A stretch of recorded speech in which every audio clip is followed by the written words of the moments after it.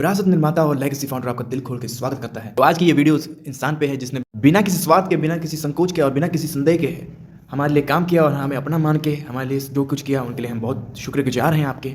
तो आज का टॉपिक है लेगेसी फाउंडर, विरासत निर्माता। विरासतें तो बहुत सारी हुई, लेकिन ना ऐसी विरासत होगी और ना कभी होने वाली है। जी हाँ दोस्तों, मैं बात कर रहा हूँ रतन टाटा सर की, उनकी विरासत टाटा ग्रुप एम्पायर। दोस्तों, आपने कभी सोचा है कि इंसान की सोच और कार्यों का प्रभाव कितनी दूर तक जा सकता है? जी हाँ दोस्तों, कार्य का प्रभाव बहुत दूर तक जा सकता है। रतन टाटा सर जो अब हमारे बीच में नहीं रहे, उनकी अपनी ज़िंदगी में एक ऐसे साम्राज्य खड़ा करके गए हैं जो हमारे लिए प्रेरणादायक है। क्या आपको पता है कि उनकी सोच का दृष्टिकोण और कैसे हम जीवन में आगे बढ़ने के लिए प्रेरित कर सकते हैं? इस वीडियो में हम आपको उनके जीवन के फैक्ट्स और उनके ज़िंदगी के रोचक तत्व बताएंगे और महत्वपूर्ण पहलुओं बताएंगे जिससे हमें प्रेरणा मिले और हम कुछ सीख सकें। तो शुरू करते हैं आज की गजब वीडियो।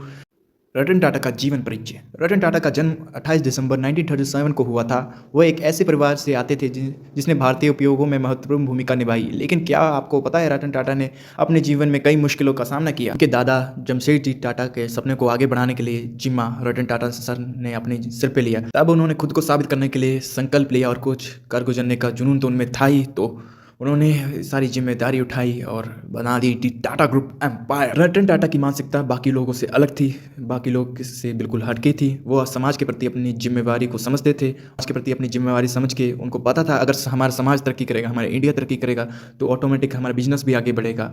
उनका मानना ये भी था कि अगर हमारे बिजनेस को सफल करना है तो हमारे सोसाइटी को भी सक्सेस करना पड़ेगा। वो एक लाइन हमेशा कहते थे, business is not for profit making, the business responsibility is that to take our country and our citizens of this country and know the responsibility and make welfare of our society and our surrounding. एक अच्छा businessman वही है जो अपनी जिम्मेवारी को समझे, अपने देश के प्रति जिम्मेवारी को समझे और अपने साथ साथ अपने देश को और अपने समाज को साथ लेके चले, वही अच्छा बिजनेसमैन है। रतन टाटा सर का जीवन हमें ये सिखाता है कि विरासतें केवल पैसे या संपत्ति नहीं होती, बल्कि वह उन मूल्य का संग्रह होता है जो हमें छोड़ता है। उन्होंने एक बार कहा था, मेरे सबसे बड़ी खुशी तब होगी said at once I am happy on that day when I see the change in our society. मैं उस दिन खुश होऊंगा जब समाज में बदलाव देखूंगा। जब रतन टाटा सर का निधन हुआ तो कई लोगों ने उन्हें याद किया। उनकी विरासत हमें ये याद दिलाती रहेगी असली सफलता का मतलब कैसे होता है, पैसा कमाना नहीं होता।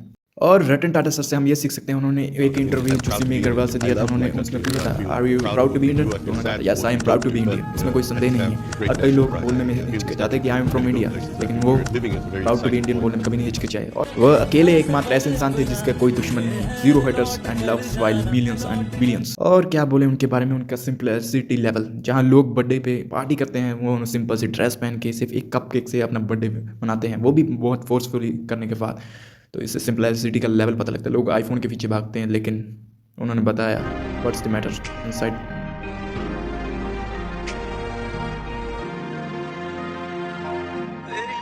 और आखिर में उन्होंने डेफिनेशन ऑफ लव बताई, जो आज के लोग यूथ और पागल हुए पड़े हैं, लेकिन सही मायने में असली लव का मतलब इन्होंने बताया।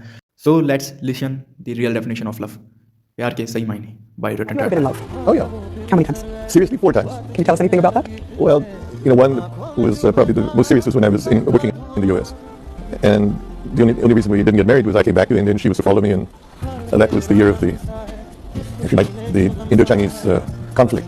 And in true American fashion, this conflict in the Himalayas, in the snowy, uninhabited part of the Himalayas, was seen in the United States as a major war between India and China. So she didn't come and एक interview में पूछा गया, बिना किसी families के, बिना किसी children के आप कैसे खुश रहते हैं? तो उन्होंने कहा, मैं अपनी फ्रीडम एंजॉय करता हूँ। कई टाइम मैं दुख होता हूँ क्योंकि मैं एक इंसान हूँ, और कई टाइम मुझे अकेला फील होता है, लेकिन इट्स मोटिवेट मी। मैं जानता हूँ मैं इससे मोटिवेट होता हूँ, बल्कि टूटने की जगह है। worry about the feelings of someone else or the concerns of someone else, then at other times it gets very lonely. और आखिर में मैं आपको उनकी एक वीडियो दिखाना चाहूँगा जहाँ हिंदू मुस्लिम एक होकर उनका अंतिम संस्कार कर रहे हैं, और इनसे उनकी विरासत का पता चलता है। विरासत कैसे बनती है, वो कितने महान है, इस वीडियो ने साबित कर दिया दोस्तों। और उनकी हम्बलनेस भी पता लगती है कि सब लोग उनको प्यार करते हैं। क्या है इरादा तेरा? और आखिर में मैं गर्व से कह सकता हूँ मैंने उनका नमक खाया है। आप लोग को तो पता नहीं, पर मैं गर्व से जरूर कह सकता हूँ मैंने उनका नमक खाया है। अगर आपको हमारी वीडियो थोड़ी सी भी अच्छी लगी हो तो लेगेसी फाउंडर को सब्सक्राइब करें, और हम मिलते रहेंगे और ऐसी वीडियो लाते रहेंगे। और विरासत निर्माता आपको कुछ ना कुछ ज्ञान देते रहेंगे, और आपको बिजनेस की सभी इन्फॉर्मेशन यहीं पे मिलेगी, और स्टोरी और केस स्टडीज़ यहीं पे कवर होंगी। तो मिलते हैं अगले वीडियो में।